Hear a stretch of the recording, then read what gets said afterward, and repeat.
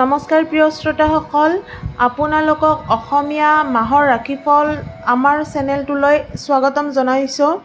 আজি আমি এই ভিডিঅ'টিত মিথুন ৰাশি আৰু কৰ্কট ৰাশিৰ ছেপ্টেম্বৰ মাহটো কেনেদৰে পাৰ হ'ব তাৰ বিষয়ে আলোচনা কৰিম।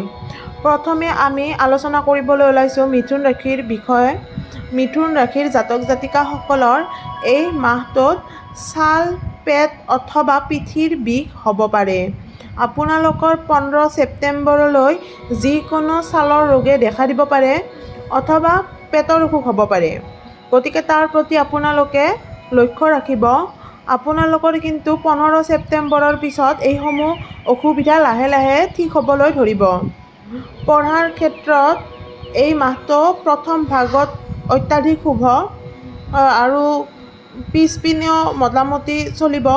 আৰু আপোনালোকে যিমান পাৰে অনলাইন গেম অথবা ছ'চিয়েল মিডিয়াৰ পৰা নিজকে যদি পাৰে তেতিয়াহ'লে দূৰত ৰাখিবলৈ চেষ্টা কৰিব। প্ৰেমৰ ক্ষেত্ৰত দুয়োজনৰ ওপৰত সন্দেহ কৰিব পাৰে আপোনালোকে দুয়োজনৰ ওপৰতে। যদি কোনো ব্যক্তি ছিংগল আছে তেওঁলোকে প্ৰেমত পৰিব পাৰে। এই মাহটিত আপোনালোকৰ কোনোবা ব্যক্তি পচন্দ হ'ব পাৰে। বৈবাহিক জীৱন মধ্যম। আপোনাৰ সংগী এই মাহত খঙাল অথবা অহংকাৰী হৈ উঠিব পাৰে। আপোনাৰ সংগীয়ে যদি নিজৰ জীৱন অথবা কৰ্ম জীৱন কিবা সলনি কৰিব বিচাৰে এই মাহত কৰিব পাৰে। তেওঁৰ বাবে এই মাহটো সলনি কৰাৰ সময়। ভাগ্য এই মাহটোৰ প্ৰথম ভাগটোত অলপ খেলিমেলি থাকিব যদিও পিছ ভাগত কামবোৰ সম্পূৰ্ণ হৈ উঠিব। বিনিয়োগৰ বাবে কিন্তু আপোনালোকৰ এই মাহটো অত্যাধিক শুভ। আগন্তুক বৰ্ষটো আপোনালোকৰ অত্যন্ত শুভ হ'ব এই মাহৰ পৰা দেখিবলৈ পোৱা গৈছে আপোনালোকৰ ৰাশিচক্ৰত। এই মাহটোত আপোনালোকে দৃঢ়তাৰে কামবোৰ কৰিবলৈ চেষ্টা কৰক আৰু যিবোৰ পিছত ৰৈ গৈছে তাৰ প্ৰতি আপোনালোকে ঘূৰি নাচাব। তেতিয়া আপোনালোকে সফল অধিক হ'ব পাৰিব। আৰু ব্যৱসায়ত এই মাহটো আপোনালোকৰ বাবে শুভ। দ্বিতীয়তে আমি আলোচনা কৰিবলৈ ওলাইছোঁ কৰ্কট ৰাশিৰ বিষয়ে।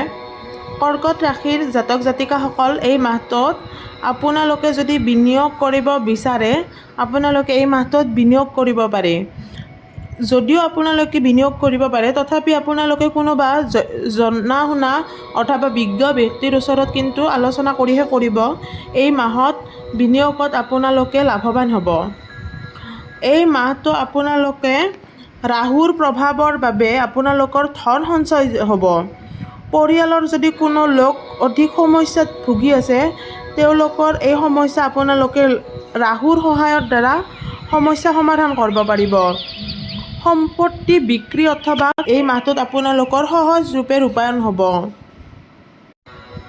আৰু এই মাহটোত আপোনালোকে যদি কামবোৰ যিমান পাৰে কৰি যাবলৈ চেষ্টা কৰিব। কোনো অজুহাত দেখুৱাই ৰাখি নথ'ব। এই মাহটোত যদি আপুনি অশান্তি অনুভৱ কৰে তেতিয়াহ'লে আপোনালোকে মন্দিৰ দৰ্শন কৰিব পাৰে। যদি আপোনালোকৰ বিবাহৰ কথা চলি আছে তেতিয়াহ'লে এই মাহটোত আপোনালোকে আগ নবঢ়াই ভাল। বিবাহৰ ক্ষেত্ৰত সিমান ভাল দেখিবলৈ পোৱা যোৱা নাই।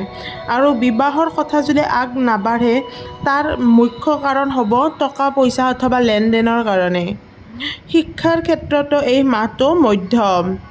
টকা পইচাৰ কিবা বিসংগতিৰ কাৰণে আপোনালোকে এই মাহটোত শিক্ষাৰ দিশত আগুৱাব নোৱাৰিব পাৰে।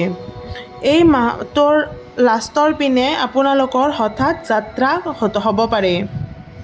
আৰু যদিহে আপোনালোকে মোৰ ভিডিঅ'টি চাই ভাল পালে তেতিয়াহ'লে লাইক, শ্বেয়াৰ আৰু ছাবস্ক্ৰাইব কৰিবলৈ নাপাহৰিব। লগতে কমেণ্ট কৰি জনাব। ধন্যবাদ।